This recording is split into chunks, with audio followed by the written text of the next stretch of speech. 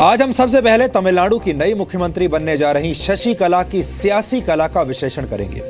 कल शशिकला तमिलनाडु की मुख्यमंत्री बन सकती हैं। शशिकला ने आज तक कोई चुनाव नहीं लड़ा है और वो सीधे तमिलनाडु की मुख्यमंत्री बनने जा रही हैं। कितनी किस्मत वाली हैं। शशिकला का मुख्यमंत्री बनना कानून और संविधान की दृष्टि से अवैध नहीं है, लेकिन ये अनैतिक जरूर है, क्योंकि तमिलनाडु के 1,76,00,000 वोटर्स ने शशिकला को नहीं बल्कि जयललिता को वोट दिया था।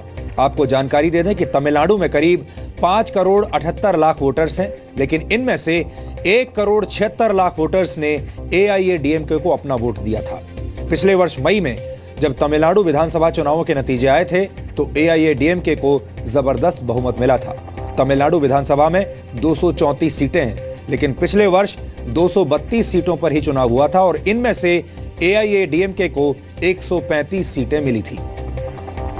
पार्टी को यह बहुमत जयललिता की वजह से मिला था और इसीलिए आज हम ये सवाल उठा रहे हैं कि शशिकला को भले ही उनके विधायकों ने अपना नेता चुन लिया हो, लेकिन क्या वो तमिलनाडु की जनता के दिल पर राज कर पाएंगी। शशिकला अपनी पार्टी यानी AIADMK की महासचिव पहले ही बन गई थी और अब विधायकों ने उन्हें अपना नेता भी चुन लिया है। विधायक शशिकला के साथ इसलिए हैं क्योंकि टिकट बांटने में उनकी भूमिका अहम है और हो सकता है कि विधायक इसी मजबूरी के तहत उन्हें अपना नेता मानने पर मजबूर हो गए हों। और वैसे भी AIADMK ऐसी पार्टी मानी जाती है जहां पर उनके जो मेंबर्स हैं, सदस्य हैं, उनके विधायक और नेता कभी भी अपनी पार्टी आला कमान के खिलाफ आवाज नहीं उठाते। लेकिन क्या तमिलनाडु की जनता भी जयललिता के साथ है? शशिकला के मुख्यमंत्री शशिकला के साथ है। शशिकला के मुख्यमंत्री बनने के ऐलान के बाद तमिलनाडु में ना तो कोई जश्न का माहौल है, ना पटाखे फोड़े जा रहे हैं और ना ही उनके समर्थक सड़कों पर निकलकर खुशी जता रहे हैं। इससे पहले जब भी तमिलनाडु में कोई मुख्यमंत्री बना है, उसके समर्थकों ने हमेशा बड़े बड़े जश्न मनाए हैं, लेकिन ऐसी खामोशी इस बार पहली बार दिख रही है। ये तस्वीरें कल की हैं जब AIADMK के विधायकों ने शशिकला को अपना नेता चुना था। इन तस्वीरों में आप देख सकते हैं कि शशिकला एक विक्ट्री साइन दिखा रही हैं। शशिकला ने आज तक कभी कोई चुनाव नहीं जीता है, लेकिन वो यहां पर इस तरह की बॉडी लैंग्वेज दिखा रही हैं जैसे उन्होंने कोई बहुत बड़ी चुनावी जीत हासिल की हो। ऐसी बॉडी लैंग्वेज तब होती है जब कोई व्यक्ति, कोई नेता बहुत बड़ा चुनाव जीतता है, कोई राष्ट्र विरोधी ताकतों को हराकर आता है। तमिलनाडु के खिलाफ कोई बहुत बड़ी ताकत को शशिकला ने हराया हो, ऐसा कॉन्फिडेंस तब अगर उनमें आता तो ये विक्ट्री साइन ठीक लगता। अब सवाल यह है कि शशिकला किस बात पर यह विक्ट्री साइन दिखा रही हैं? क्या यह तमिलनाडु की सत्ता पर कब्जा प्राप्त करने की खुशी है? आमतौर पर ऐसा विक्ट्री साइन कोई तब दिखाता है जब कोई बहुत बड़ा चुनाव जीता हो, जंग जीतकर आता हो या कोई बहुत बड़ी कामयाबी हासिल कर लेता हो। लेकिन शशिकला के साथ ऐसा कुछ भी नहीं हुआ है। AIADMK और DMK द्रविड़ पार्टियां हैं जो कम्युनिस्ट पार्टियों की तर्ज पर बनाई गई थी, यानी ऐसी पार्टियों में पार्टी प्रमुख सरकार के मुखिया से भी ज्यादा महत्व रखता है और पार्टी काडर का सरकार में काफी प्रभाव रहता है, काफी दखल रहती है। लेकिन AIADMK के मामले में यह बात थोड़ी अजीब है। शशिकला पहले पार्टी की प्रमुख बनी और अब मुख्यमंत्री बनने जा रही हैं, लेकिन फिर भी उनकी पार्टी का काडर इससे खुश नहीं दिख रहा। पार्टी के काडर में उत्साह नहीं दिख रहा। तमिलनाडु का राजनीतिक इतिहास बताता है कि जब भी कोई नेता मुख्यमंत्री बनता है तो उसके समर्थकों का जश्न कुछ ऐसा होता है। ये तस्वीरें जयललिता के मुख्यमंत्री बनने से पहले की हैं। जयललिता को जब पिछले वर्ष मई में जीत मिली थी तो उनके समर्थक कुछ इस तरह से जश्न मना रहे थे।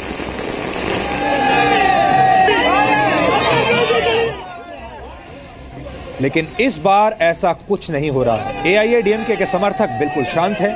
ऐसे में सबके मन में यह सवाल है कि क्या शशिकला के मुख्यमंत्री बनने से AIADMK के समर्थक नाराज हैं। जीवन जीने की कला को अंग्रेजी में आर्ट ऑफ लिविंग कहा जाता है, लेकिन जो कुछ भी तमिलनाडु में हो रहा है, सियासत की भाषा में आप इसे आर्ट ऑफ ग्रैबिंग यानी छीनने की कला भी कह सकते हैं। दिसंबर में जयललिता की मौत के बाद तमिलनाडु की राजनीति में एक वैक्यूम यानी खालीपन आ गया था और तमिलनाडु की जनता को जल्द से जल्द एक ऐसा नेता या चेहरा चाहिए जो उन्हें लीड कर सके, उनका नेतृत्व कर सके, और इस समय ऐसा कोई भी चेहरा नजर नहीं आता। कुछ राजनीतिक पंडित ये भी सोच रहे थे कि जयललिता के बाद शशिकला बहुत आसानी से एआईएडीएमके की बड़ी नेता बन जाएंगी और तमिलनाडु की राजनीति का ये खालीपन भर जाएगा। लेकिन ऐसे राजनीतिक पंडितों के भ्रम अब टूट गए होंगे, क्योंकि शशिकला से उनकी पार्टी के तमाम नेता और कार्यकर्ता खुश नहीं हैं। जयललिता की मृत्यु के बाद लोगों की नजर डीएमके की तरफ भी गई, लेकिन डीएमके के अंदर भी कुछ भी ठीक ठाक नहीं चल रहा है। पार्टी के अध्यक्ष एम करुणानिधि 92 वर्ष के हैं और बेहद बीमार हैं।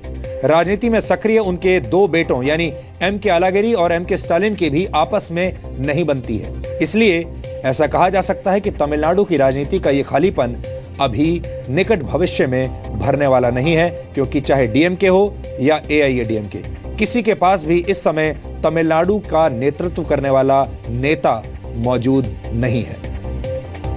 वैसे यहां एक और बात पर गौर करना जरूरी है, और वो ये कि जयललिता ने कभी भी अपने उत्तराधिकारी के तौर पर किसी के भी नाम की कोई घोषणा नहीं की थी।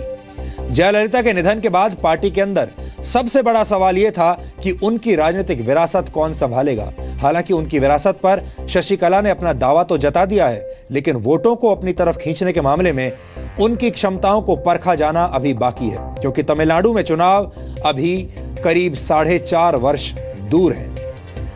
वैसे आज सवालों के घेरे में ये प्रेस कॉन्फ्रेंस भी है। ये डॉक्टर रिचर्ड बेल की प्रेस कॉन्फ्रेंस है जो इस वक्त आप देख रहे हैं। ये वही डॉक्टर हैं जिन्होंने जयललिता का इलाज किया था। इस प्रेस कॉन्फ्रेंस में अपोलो हॉस्पिटल के डॉक्टर्स भी शामिल थे। जयललिता के निधन के 2 महीने के बाद डॉक्टरों ने यह बताया कि जयललिता की मौत कार्डियक अरेस्ट से हुई थी और उनकी मौत में कोई साजिश नहीं है।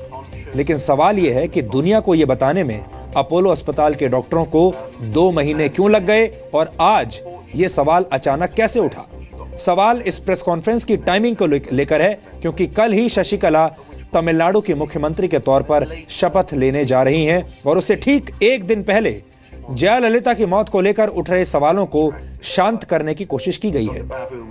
यहां पर सवाल यह है कि अपोलो हॉस्पिटल के डॉक्टर्स को और जयललिता के इस डॉक्टर को यह प्रेस कॉन्फ्रेंस करने के लिए किसने आदेश दिया होगा, क्यों आदेश दिया होगा, और ये डॉक्टर इतने बाध्य कैसे हो गए कि 2 महीने के बाद आज ये प्रेस कॉन्फ्रेंस में ये बात कहने के लिए तैयार भी हो गए। आखिर शशिकला को शपथ ग्रहण से पहले अस्पताल से ये प्रेस कॉन्फ्रेंस करवाने की क्या जरूरत थी, ये सबसे बड़ा सवाल है। और इस सवाल को लेकर भी तमाम तरह की बातें चल रही हैं, लेकिन ये शक जरूर पैदा करता है। यानी ये साफ है कि शशिकला को भले ही विधायकों ने अपना नेता चुन लिया हो, लेकिन उनकी चुनौतियां कम नहीं बल्कि बढ़ने वाली हैं। शशिकला की पहली चुनौती यह है कि उनके खिलाफ आय से अधिक संपत्ति का केस चल रहा है, जिसका फैसला सुप्रीम कोर्ट ने पिछले वर्ष सुरक्षित रख लिया था। यह भी कहा जा रहा है कि सुप्रीम कोर्ट अगले हफ्ते इस मामले में कोई फैसला सुना सकता है। शायद इसीलिए शशिकला मुख्यमंत्री बनने के लिए बेताब दिख रही हैं। कल ही विधायकों ने उन्हें अपना नेता चुना और आज ही यह खबर आ गई कि शशिकला कल सुबह ही मुख्यमंत्री पद की शपथ लेंगी। ये सब देखकर लगता है कि शशिकला बहुत जल्दी में है, वो बिल्कुल इंतजार नहीं करना चाहती। आय से अधिक संपत्ति के इस मामले में जयललिता के साथ साथ शशिकला और 2 और लोग भी आरोपी हैं। जयललिता को इन आरोपों से कर्नाटक हाईकोर्ट ने बरी कर दिया था, लेकिन डीएमके ने इस फैसले को सुप्रीम कोर्ट में चुनौती दी थी। जयललिता के निधन के बाद अब शशिकला, उनके भतीजे सुधाकरन और उनकी ननद इल्ला वारासी पर अभी भी इस मामले की तलवार लटक रही है। शशिकला ने कोई चुनाव नहीं लड़ा और वो राजनीति में सीधे तौर पर सक्रिय भी नहीं थी, लेकिन चुनाव जीतना भी उनके लिए एक बड़ी चुनौती हो सकता है। आने वाले 6 महीनों में उन्हें किसी एक विधानसभा सीट से चुनाव जीतना ही होगा, जबकि लोग शशिकला के मुख्यमंत्री बनने के फैसले से खुश नहीं हैं। शशिकला को पार्टी का समर्थन तो मिल गया, लेकिन उन्हें अभी भी तमिलनाडु की जनता का समर्थन और प्यार हासिल करना होगा। फिलहाल जनता का मूड इससे बिल्कुल उल्टा है। लोगों को शशिकला के हाथों में सत्ता का ये रिमोट कंट्रोल पसंद नहीं आ रहा है। इन सब के बीच जयललिता की भतीजी दीपा जयकुमार पर भी सबकी नजरें रहेंगी, क्योंकि तमिलनाडु की राजनीति पर नजर रखने वाले ये कह रहे हैं कि दीपा जयकुमार शशिकला के लिए चुनौती बन सकती हैं। आपको याद दिला दें कि दीपा जयकुमार ने ये आरोप लगाए थे कि जयललिता के अंतिम संस्कार में उन्हें शामिल नहीं होने दिया गया। कुल मिलाकर शशिकला बहुत जल्दी में है। शशिकला को शपथ लेने से रोकने को लेकर सुप्रीम कोर्ट में एक पीआईएल दाखिल हुई है। इसके अलावा उनके आय से अधिक संपत्ति के मामले में सुप्रीम कोर्ट का फैसला जल्द आ सकता है। इसके साथ ही इलेक्शन कमीशन में भी उनके खिलाफ एक शिकायत है, जिस पर इलेक्शन कमीशन ने एआईएडीएमके को एक नोटिस भी जारी किया है, जिसमें उस शिकायत में ये कहा गया है कि एआईएडीएमके के महासचिव के तौर पर शशिकला का जो चुनाव हुआ है वो असंवैधानिक है। और तमिलनाडु में शशिकला का विरोध अब हर घंटे लगातार बढ़ता जा रहा है और इसीलिए शशिकला चाहती हैं कि इन तीनों चीजों से पहले ही, यानी इससे पहले कि सुप्रीम कोर्ट, इलेक्शन कमीशन की तरफ से कोई और नया ऑर्डर आ जाए, उससे पहले वो मुख्यमंत्री बन जाएं और इससे पहले कि तमिलनाडु का माहौल और खराब हो, उनके विरोध में आ जाए, इससे पहले ही वो सत्ता को हासिल कर ले। एक वीडियो पार्लर चलाने से लेकर तमिलनाडु के मुख्यमंत्री बनने तक शशिकला का सफर किसी फिल्मी कहानी जैसा है। इस कहानी की स्क्रिप्ट राइटर, डायरेक्टर और एक्टर सब कुछ शशिकला ही हैं, लेकिन सत्ता पाने की जल्दबाजी उन्हें आगे चलकर एक विलेन भी बना सकती है।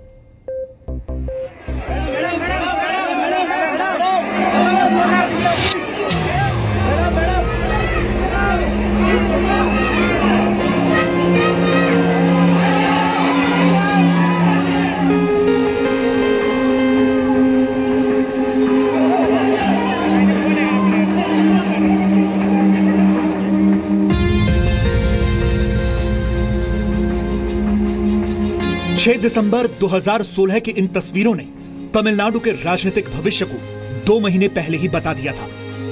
जयललिता के निधन के ठीक 2 महीने के बाद उनकी सबसे करीबी शशिकला नटराजन तमिलनाडु की मुख्यमंत्री बनने जा रही हैं। करीब 35 वर्षों तक शशिकला जयललिता के साथ रहीं और उनके निधन के बाद अब उनकी राजनीतिक विरासत को संभालने जा रही हैं। What Amma did. So everything will be according to Amma's guidance, and Amma will be a guiding spirit and she will guide it, and Chinnamma will lead the country in a very same way, the typical way what Amma did. One party, sir. Happy, very happy, very happy, very happy. Jayalalithaa और शशिकला की दोस्ती भारतीय राजनीति में किसी जोड़ी की सफलता की सबसे बड़ी मिसाल है। तमिलनाडु के तिरुवरूर जिले के मनारगुड्डी की रहने वाली Sasikala high school drop out है।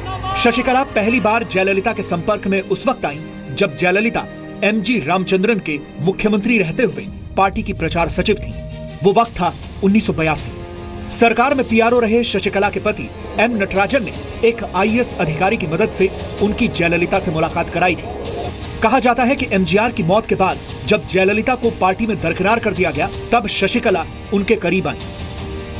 ये नजदीकियां इतनी बढ़ी कि शशिकला जयललिता के साथ रहने उनके पोएस गार्डन घर में चली गई। जल्द ही उनकी बहन, बहनोई और बच्चे भी वहां रहने आ गए। बाद में शशिकला के एक भतीजे को जयललिता ने गोद भी ले लिया।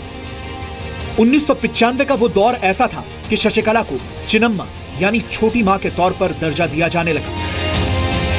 1995 में शशिकला के भतीजे सुधाकरन की शादी ही थी, जिसने जयललिता को एकदम से सुर्खियों में ला दिया। इस शादी में जयललिता ने 1.5 लाख लोग बुलाए थे और तब के लिहाज से बेहद बड़ी रकम 6 करोड़ रुपए खर्च कर दिए। इस शादी के बाद जयललिता पर पड़ी आयकर विभाग की नजर की वजह से उन्हें सुधाकरन से दूरी तक बनाने को मजबूर होना पड़ा।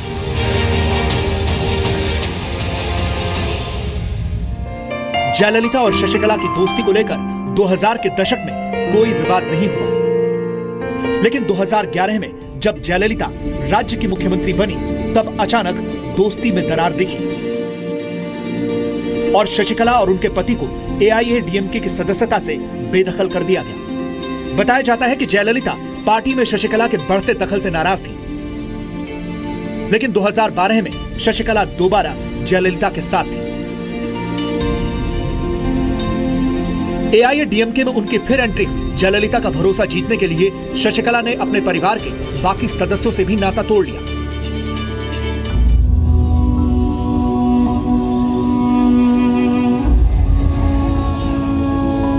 शशिकला और जयललिता के अटूट रिश्ते को दिखा रही ये तस्वीरें जयललिता के अंतिम संस्कार की हैं। जयललिता को जब दफनाया गया तो शशिकला ने उनकी अंतिम क्रियाएं की।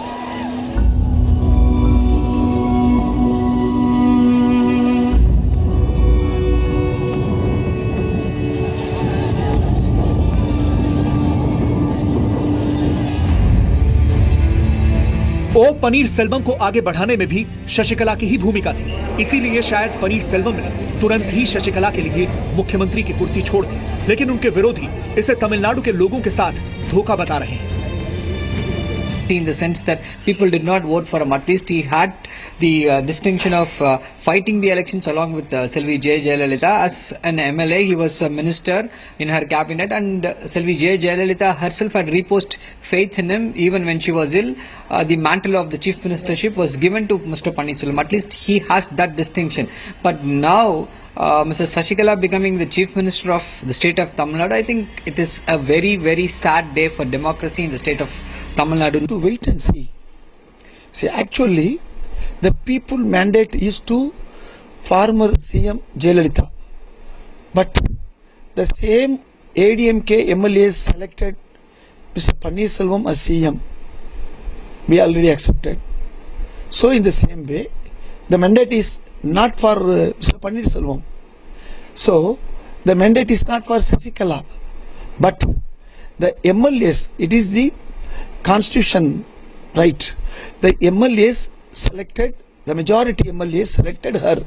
So it is their choice, their selection.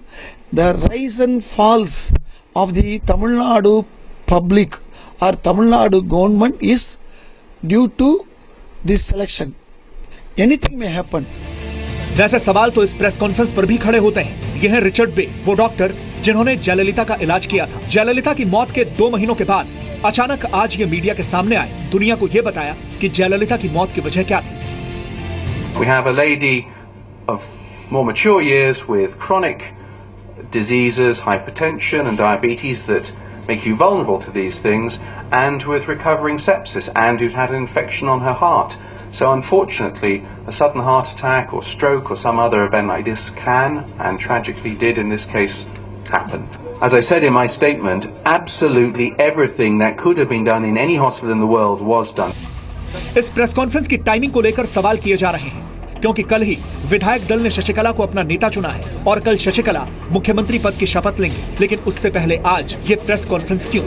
Madam Shashikala Nadarajan have no quality at all to be Chief Minister of Tamil Nadu. So it is purely an emergency situation at Tamil Nadu because she has not done anything to the party. She has not worked for the party. Jayalalithaa ने कभी भी शशिकला को अपने राजनीतिक उत्तराधिकारी के रूप में आगे नहीं बढ़ाया, लेकिन पार्टी के अंदर शशिकला की महत्ता बढ़ती ही गई। शशिकला कभी भी राजनीति या निजी जिंदगी को लेकर खुलकर सामने नहीं आई, लेकिन एक साये की तरह वो जयललिता के साथ हर जगह रहती थी। अब शशिकला में ही AIADMK के नेताओं को जयललिता का अक्स देखना होगा, लेकिन सवाल तो ये रहेगा ही कि बिना कोई चुनाव लड़े मुख्यमंत्री कैसे बन सकता है। चेन्नई से निश्चिता के साथ ब्यूरो रिपोर्ट, जी मीडिया। और अभी हमारे पास खबर यह आई है कि शशिकला नटराजन का शपथ ग्रहण समारोह अभी टल गया है। अब वो कल मुख्यमंत्री पद की शपथ नहीं लेंगी। कब लेंगी ये खबर अभी तक नहीं आई है, लेकिन ये खबर जरूर आ रही है कि उनका शपथ ग्रहण समारोह कल नहीं है।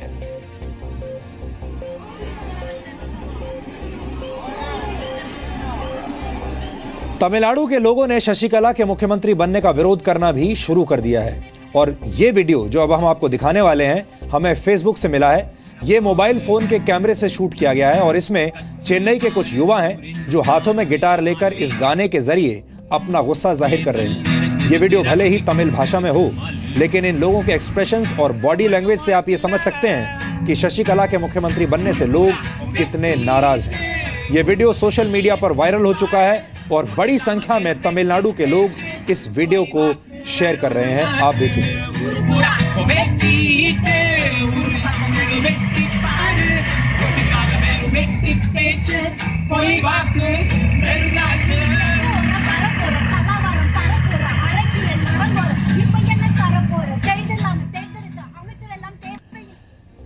अब सवाल यह है कि शशिकला को मुख्यमंत्री बनना चाहिए या नहीं, और शशिकला को मुख्यमंत्री बनने के लिए आखिर इतनी जल्दबाजी क्यों है। शशिकला का यह कहना है कि पनीरसेल्वम ने उन पर दबाव डाला और पार्टी के बड़ी संख्या में MLAs ये चाहते हैं कि वो मुख्यमंत्री बन जाएं। असल में वो मुख्यमंत्री नहीं बनना चाहती थी, लेकिन उन पर दबाव डाला जा रहा है कि वो मुख्यमंत्री बन जाएं। लेकिन हमारी शशिकला को बिन मांगे यही सलाह होगी कि अगर उन पर दबाव डाला जा रहा है तो वो मना करने के लिए स्वतंत्र हैं। वो अगर चाहें तो इस ऑफर को ठुकरा सकती हैं, और अगर उन्हें ऐसा लगता है कि तमिलनाडु के लोग उनके इस फैसले से खुश नहीं हैं, AIADMK का काडर उनके इस फैसले से खुश नहीं है, तो उन्हें स्वयं ही अपने इस फैसले को बदल देना चाहिए। उन्हें यह फैसला बदलने से कोई भी रोकेगा नहीं। और ब्रेक पर जाने से पहले आपको एक बार फिर से बता दें कि शशिकला का शपथ ग्रहण समारोह जो कि कल होना था, कल उन्हें शपथ लेनी थी तमिलनाडु के नए मुख्यमंत्री के तौर पर, लेकिन अभी अभी खबर यह आई है कि अब उनका शपथ ग्रहण समारोह कल नहीं होगा। और हमारी इस खबर पर लगातार नजर है।